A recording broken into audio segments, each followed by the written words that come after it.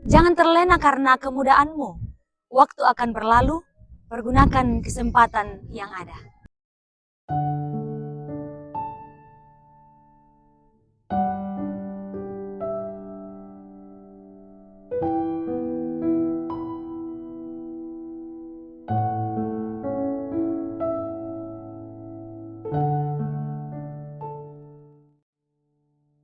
Shalom, salam kader siap utus. Salam jumpa dalam Bina Muda edisi Agustus 2025. Kita percaya bahwa Tuhan tidak pernah keliru melakukan sesuatu dalam kehidupan kita, dan kita percaya Tuhan tidak pernah salah dalam menetapkan waktunya. Waktu Tuhan pasti yang terbaik mengawali perenungan kita saat ini.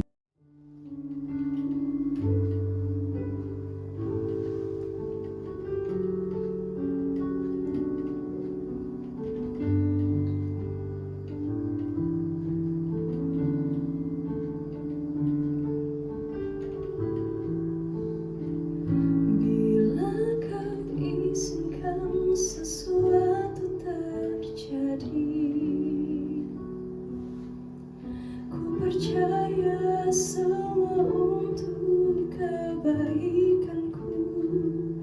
Bila nanti telah tiba waktumu, ku percaya kuasa-Mu memulihkan hidupku.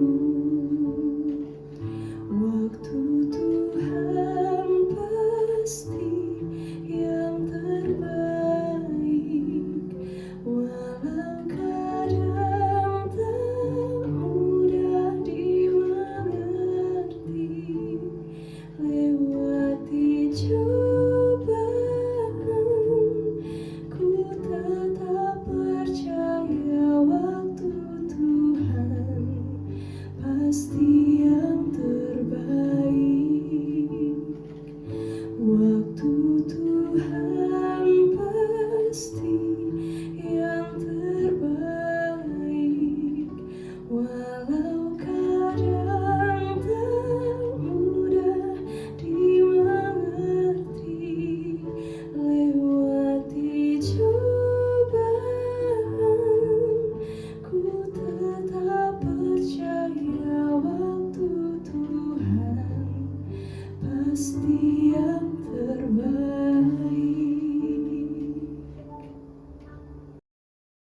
Kita akan membaca firman Tuhan, namun sebelumnya mari kita berdoa. Kami bersyukur kepadamu Bapa di sorga, oleh karena kasih dan setiamu, kami masih ada sebagaimana ada sampai saat ini. Tuhan, kami akan membaca dan mendengarkan firman-Mu.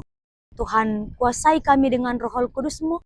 Biarlah firman-Mu ini akan kami dengar dengan baik, kami pahami, bahkan kami lakukan dalam kehidupan kami.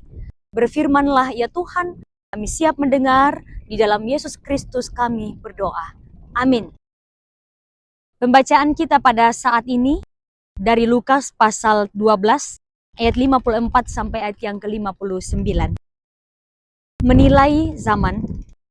Yesus berkata lagi kepada orang banyak, apabila kamu melihat awan naik di sebelah barat, segera kamu berkata, akan datang hujan, dan hal itu memang terjadi.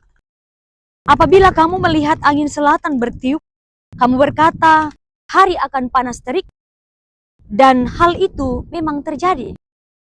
Hai orang-orang munafik, rupa bumi dan langit kamu tahu menilainya. Mengapakah kamu tidak dapat menilai zaman ini? Mengapa engkau juga tidak memutuskan sendiri apa yang benar? Sebab jikalau engkau dengan lawanmu pergi menghadap penguasa, berusahalah berdamai dengan dia selama di tengah jalan, supaya jangan engkau diseretnya kepada hakim, dan hakim menyerahkan engkau kepada petugas, dan petugas itu melemparkan engkau ke dalam penjara. Aku berkata kepadamu, engkau tidak akan keluar dari sana sebelum engkau membayar utangmu sampai lunas. Amin.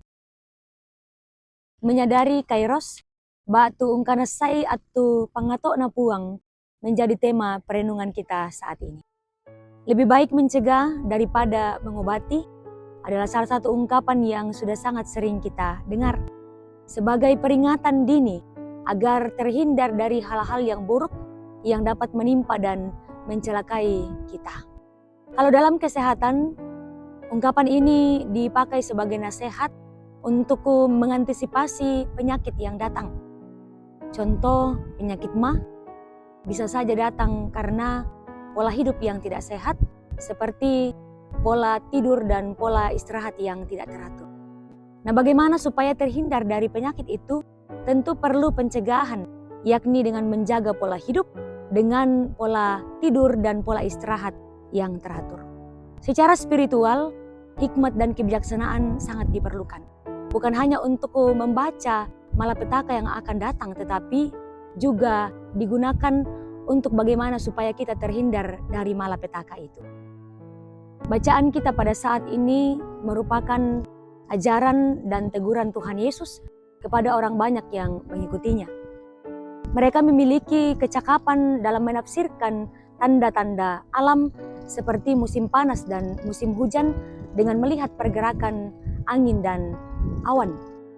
Tetapi mereka gagal mengenali tanda-tanda yang lebih penting, yakni kedatangan Mesias di tengah-tengah mereka. Ada dua kata dalam bahasa Yunani yang digunakan untuk mengenali tanda-tanda zaman. Yang pertama, kronos, dipakai untuk menyebut urutan-urutan waktu seperti biasa, dan yang kedua, kairos, dipakai untuk menyebut waktu yang tidak biasa karena memiliki pemahaman kesempatan khusus. Nah, dalam bacaan ini, kairos adalah waktu yang ditentukan Tuhan untuk penggenapan nubuatan kedatangan Mesias. Karena itu pengajaran Yesus ini juga dapat dibaca sebagai seruan agar memperhatikan momen kairos, waktu Tuhan untuk menyatakan penyelamatan. Momen ini harus segera ditanggapi dengan pertobatan dan dengan iman. Saudara-saudara, kegagalan mengenal waktu Tuhan dapat menyebabkan manusia tidak memberikan respon yang seharusnya. Dan ini sangat berakibat fatal, di mana Tuhan akan menuntut pertanggungjawaban dari kita. Ketika sudah terlanjur di pengadilan, Tuhan sendirilah yang akan menggugat kita. Sebelum itu terjadi, mari berdamai dengan Dia. Berdamai dalam arti merespon kairos dalam Kristus. Pesan firman Tuhan hari ini sangat penting bagi kita selaku pemuda-pemudi Kristen masa kini agar memperhatikan dan menyadari kairos dalam kehidupan kita. Jangan terlena karena kemudaan kita, kumua menguras siapa. Jangan terperangkap dalam zona nyaman. Jangan kemudian sibuk sendiri. Bahkan ambisi yang tidak dikelola dengan benar dapat membuat kita kehilangan kesadaran tentang kairos. Saudara-saudara, bukankah Mesias telah datang dalam kehidupan kita? Bagaimana supaya kita sungguh-sungguh menyadari kairos dalam kehidupan kita? Menyadari kairos berarti memperhatikan dan merespon momen-momen spesial di mana Tuhan berbicara, bertindak, dan memimpin kehidupan kita untuk mengambil keputusan, untuk berubah dan bertumbuh. Amin. Setiap jam kita membutuhkan Tuhan, hikmat-Nya kita perlukan untuk memahami kairos dengan benar. Ya Tuhan, tiap jam ku memerlukan-Mu menutup perjumpaan kita hari ini.